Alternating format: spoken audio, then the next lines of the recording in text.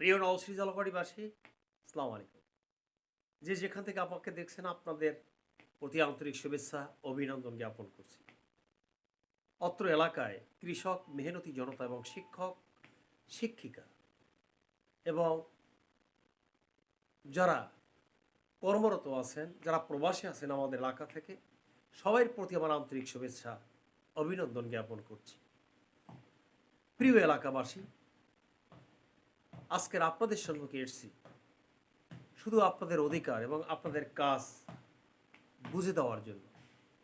অত্র এলাকায় যারা গতদিনের এমপি ছিলেন তারা এলাকায় কি কাজ করেছে আপনারা দেখেছেন।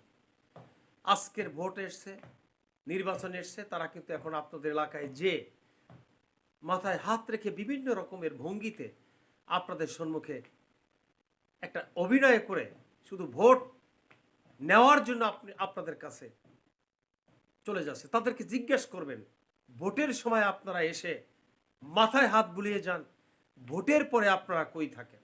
এই প্রশ্নটা শুধু আপনারা রাখবেন।